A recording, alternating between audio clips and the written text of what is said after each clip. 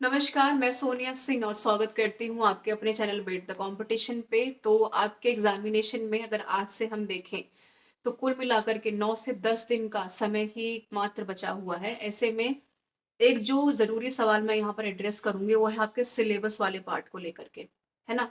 क्योंकि sudden dates announce हुई हैं, काफ़ी सारे बच्चों ने अक्टूबर में फॉर्म भरे हैं, काफ़ी सारे बच्चे कन्फ्यूज़्ड हैं कि सेम डेट पे कई काफ़ी सारे एग्जामिनेशंस जो हैं कंडक्ट करवाए जा रहे हैं।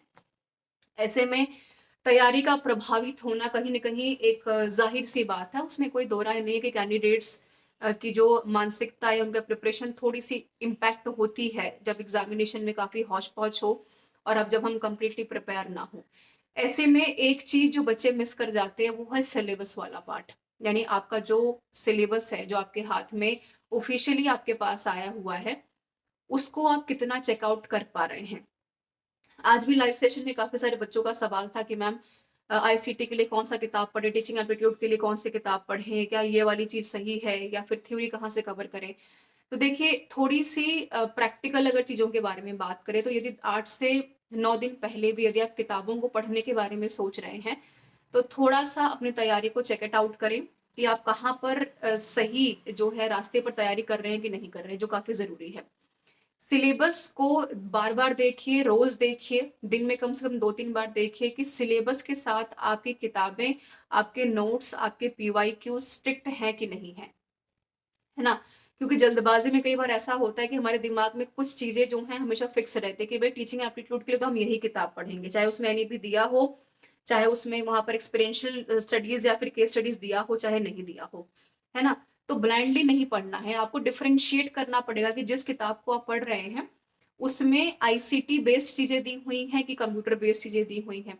तो उसको थोड़ा-सा डिफरेंशिएट कीजिए, सिलेबस को देखिए, रश मत कीजिए, स्मार्ट तरीके से भी अगर आप सिलेबस को कवर करेंगे तो अभी भी बहुत देरी नहीं हुई है। क्योंकि मैंने पहले भी कहा है कि ईएमआरएस का जो जनरल पेपर है, क्योंकि सब्जेक्ट कंसर्न तो सब पढ़कर ही आए हैं पीजी में, चाहे वो ग्रेजुएट होकर के टीजीटी का फॉर्म भरे हैं, है ना? तो सब्जेक्ट कंसर्न के अलावा जो आपका जनरल पेपर 1 का पेपर है, वो पेपर काफ़ी ज़्यादा आपके लिए मुश्किल नहीं होने वाला क्योंकि आप उसको बार-बार पढ़ चुके हैं। आईसीटी आपने पढ़ी है, टीचिंग एप्टीट्यूड आपने पढ़ी है ना? तो सब में कॉमन फैक्टर दिया हुआ है। ऐसे में थोड़ा-सा दिमाग को स्थायी करके अपनी चीज़ों को थोड़ा-सा बाइफरकेट करें कि आपको क्या पढ़ना है, स्ट्रिक्ट रहें। और जो बहुत इम्पोर्टेंट है, सिलेबस क्योंकि आपका कॉमन है, जो अभी आपका पूछा गया वही आपका केवीएस में भी पूछा गया है। थोड़ी-सी चीज़ें ऊपर-नीचे हैं, एक्सपेरिएंशियल और केस स्टडी थोड़ी-सी नई चीज़ इंट्रोड्यूस की गई है। ऐसे में पीवाईक्यूज़ को जो है मिस नहीं करना है और प्रैक्टिस करनी है। एक किताब को स्टैंडर्ड बना लीजिए कि भई मुझे यहाँ से एक डेप्थ जो है चीज़ों को देखना है फटाफट से और पीवाईक्यूज़ को और प्रैक्टिस को जो है करना है। क्योंकि आखिर में जो आपके दिमाग में रहेगा, वो आपका सिलेबस वाला पार्ट है और दूसरा रहेगा आपने जो क्वेश्चंस को अटेम्प्ट किया है, चाहे वो पीवाईक्यू के माध्यम से किया है, चाहे वो आपने अपने जो है किसी भी जो है प्रीवियस ईयर पेपर से प्रैक्टिस बुक से किया है वो ही आपके दिमाग में रहेगा और आपके दिमाग में कुछ भी नहीं रहने वाला है।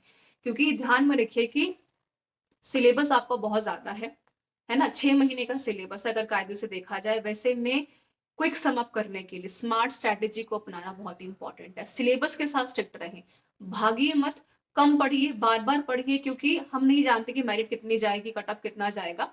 लेकिन एक सेल्फ सैटिस्फैक्शन के लिए आपको उतना ही पढ़ना है जितने आप पढ़ सकते हैं। बहुत गैदरिंग मत कीजिए किताबों की क्योंकि ये समय अब किताब पढ़ने का नहीं है, ये समय सिलेबस के साथ स्ट्रिक्ट होकर पीवाईक्यूज़ को देखना है। एक समराइज़्ड किताब को देखना है, उदाहरण के तौर पर अगर मैं लूसेंट की बात करूँ, तो हर एक विषय की लूसेंट आती है, चाहे वो जनरल की है, हिस्ट्री की है, इंग्लिश की है, मैथ्स की है ना? फिज़िक्स की है, केमिस्ट्री की है। तो वहाँ से आप ऑब्जेक्टिव या सब्जेक्टिव लूसेंट को देख सकते हैं, 60-70 पेज में लूसेंट में जो है आपका कवर किया होता है सब्जेक्टिव पेपर, वहाँ से एक मोटी-मोटी नॉलेज लेकर के आप प्रैक्टिस कीजिए। ये एक बेहतर साधन है। बाकी आप कैंडिडेट होने के नाते बाकी चीज़ों को बहुत बेहतर जानते हैं। लेकिन फिर भी सिलेबस के साथ स्ट्रिक्ट रहिए।